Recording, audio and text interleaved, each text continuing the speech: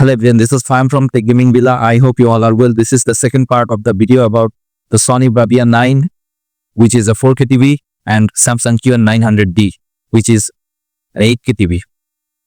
Today I'm going to talk about is HDR performance, HDR movies, HDR gaming, and whether this true TV is better for PC monitor or its design and build quality and the picture quality. The Samsung QN900D is very good for watching movies in a dark room. The TV has a fantastic peak brightness in HDR, so bright highlights pop with the TV's very effective local dimming feature turned on. Contrast is also fantastic and blacks are deep and uniform, leading to a very impressive presentation even when there's some blooming around subtitles and other bright objects. The TV has a wide color gamut, so it displays a wide range of colors, and those colors appear vibrant and bright due to its impressive color volume. Unfortunately, the TV supports HD10+, but lacks support for the more widespread Dolby Vision format. It also has mediocre low-quality content smoothing, as I said, so there are some noticeable artifacts present with low-quality content.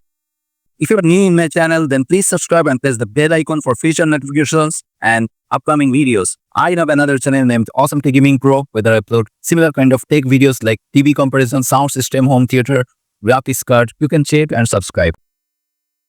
On the other hand, if you see the Sony Bravia 9, which is outstanding for watching movies in a dark room, better than Samsung. Its exceptional contrast delivers very deep blacks in a dark room, and blacks are stay deep when bright highlights are also on screen.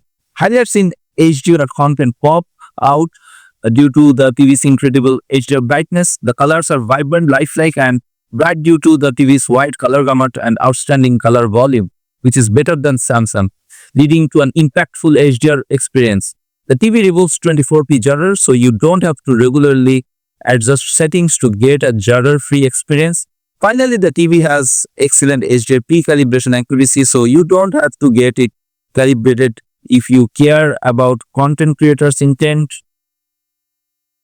So the positive side of this Sony Bravia 9 is its Dolby Vision and BTS audio support, removes 24p judders from any source, and excellent HDR pre-calibration accuracy means it stays true to the filmmaker's intent. But the downside, as I said, the mediocre viewing angle. On the other side, the downside of Samsung QN900D is its no Dolby Vision support, aggressive automatic brightness limiter, and possible low-quality content smoothing.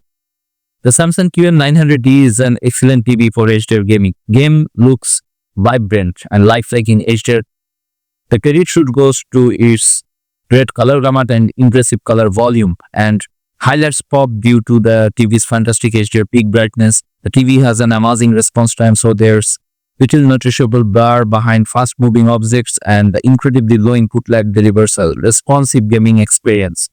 The TV supports the latest gaming features such as the ability to game in up to 4K 240Hz or 8K 60Hz with VRR.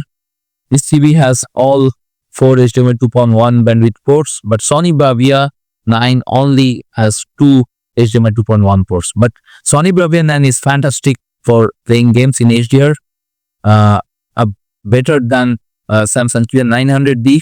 This incredibly low input lag means there's no noticeable delay between your controller inputs and the action on the screen. And its excellent response time means that fast motion is delivered with minimal blur. HDR games are impactful due to the TV's exceptional contrast and incredible HDR brightness, so you get very deep blacks and bright highlights that pop out.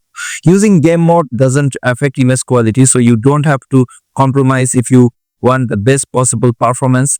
Finally, you can take full advantage of your Series X or PlayStation 5 with this TV due to its HDMI 2.1 bandwidth and 4K 120Hz and VRR support. The positive side of this Sony Bravia 9 is its exceptional contrast, which delivers very deep blacks with barely any blooming, and its incredible HDR brightness for impactful highlights. If you see the Samsung QN900D, this TV is amazing TV to use as a PC monitor. The TV's good uniformity means that while there's some dirty screen effect when looking at large areas of the same color like when browsing the web, you need to be looking for it to notice it. It provides a responsive desktop experience thanks to its incredibly low input lag, and there's very little blur behind fast cursor movements due to its amazing response time. The TV's excellent HDR peak brightness and reflection handling make it a great choice in a bright room as it overcomes glare easily. And the TV properly displays chroma 4:4:4, so text is clear and easy to read. Unfortunately, its viewing angle, while alright for an LED TV, is a bit tight, leading to some color shifting when you are sitting close to the panel. This TV's downside is there's no 1440p at 240 Hz support, and its viewing angle is only alright. But the positive side of this TV is its chroma 4:4:4 is displayed properly for clear text from a PC, and amazing response time for clear motion with minimal blur and incredibly low input lag. You know, Samsung is known for that low input lag. On the other hand, if you see the Sony Bravia 9, which is an excellent TV for use as PC monitor, but Samsung QN900D a bit better in this section, I will say. Its incredibly low input lag provides a responsive desktop experience, and fast cursor movements or other fast motion has minimal blur behind it due to its excellent response time. But Samsung QN900D is a bit better than Sony Bravia 9. This Sony Bravia 9 TV has superb HDR brightness and reflection handling, so you can use your PC in a bright room and you aren't distracted by reflections. The TV displays chroma 4:4:4 properly, but unfortunately it uses BGR subpixel layout that impacts the text clarity, although not everyone will be bothered by this. Finally, it has a mediocre viewing angle, so the sides of the screen aren't completely uniform with the center when you sit up close. So the Sony Bravia 9 superb HDR peak brightness and reflection handling means it overcomes glare in the bright rooms, and this HDR brightness is much better than the Samsung QN900D, which is an 8K TV, and excellent response time for minimal blur behind fast motion is pretty nice for Bravia 9. The downside of this Bravia 9 is its mediocre viewing angle, means the image degrades when viewed from the sides, and only decent gray uniformity with some noticeable dirty screen effect, and only supports 4K 120 Hz on 2 ports. If you see this TV's stand, the center stand is great if you have a small table or cabinet, since it takes up pretty little space. It supports the TV well enough, but the TV wobbles when pushed, although it settles quickly. The included One Connect box can be attached to the back of the stand, or you can place it elsewhere in this Samsung QN900D. On the other hand, the Sony Bravia 9 uses 2 metal feet that you can adjust to 4 different positions in total. You can have the feet close together in a narrow position or farther apart from each other in a wide position. On top of that, you can set the feet to low or high position depending on your needs. The low position lifts the TV about 1.34 inches, so it sits very close to your table. And if you see the design of this 2 TV, the Samsung QN900D has a nice premium design. It has a very thin bezels with a sleek metallic stand, making the TV look quite nice overall. On the other hand, the Sony Bravia 9 has a premium design that looks fantastic in any room. It's thicker than most modern TVs, but its thin bezels give the TV a sleek look when viewed from the front.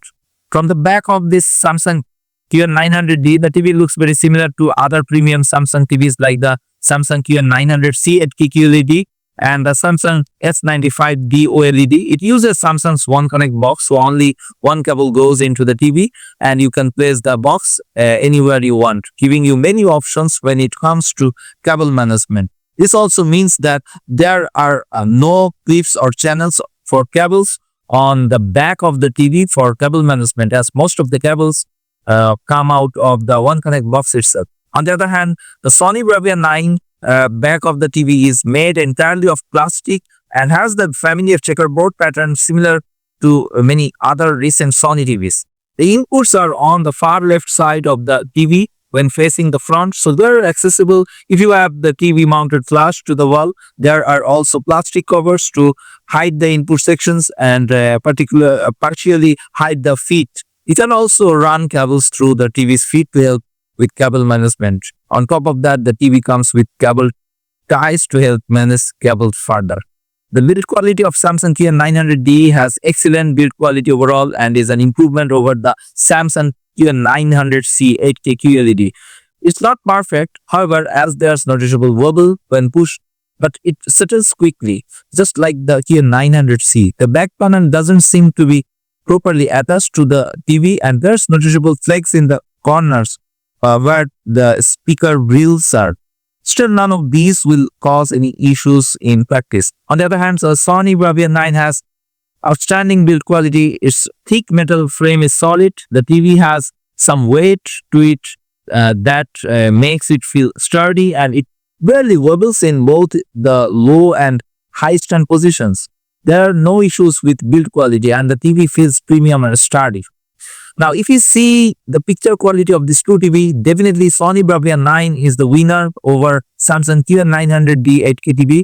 Samsung QN900D has fantastic contrast with local dimming on high. The TV's native contrast ratio is inadequate, but its effective local dimming feature provides very deep blacks in a dark room, and they stay deep when bright highlights are also on screen. On the other hand, the Sony Bravia 9 has exceptional contrast. Its native contrast is alright, but with local dimming on high, the TV's contrast ratio delivers incredibly deep blacks that rival those found on OLEDs. Blacks also stay deep when bright highlights are also on screen. With local dimming on medium, the TV is a bit brighter overall, but its contrast ratio drops too. If you see this true TV is blooming, the TV has very good blooming performance, but there's some noticeable blooming on Samsung QN900D TV around bright objects and subtitles when displayed against a black background. But Sony Bravia 9 much better than Samsung QN900D 8K TV, because Sony Bravia 9's blooming performance is outstanding with local dimming on high. There's only a teeny bit of blooming around bright objects and subtitles when they are displayed against a black background. It's so subtle that it's barely noticeable with most content, but there's some noticeable blooming that dips into the black bars of letterbox movies during very bright scenes. There's also more apparent blooming when watching the TV from an angle. Finally, there's considerable blooming across the entire screen if you open any settings menu, even when hitting the volume buttons on the remote. Setting local dimming to medium makes the TV a bit brighter overall, but it does slightly increase the amount of blooming. You can also see how the TV looks with the local dimming off to compare the blooming performance with different settings. So in this true TV, which TV you like most, Sony Bravia 9 or the Samsung QN900D 8K TV? If you ask me, I will say Sony Bravia 9 is the winner.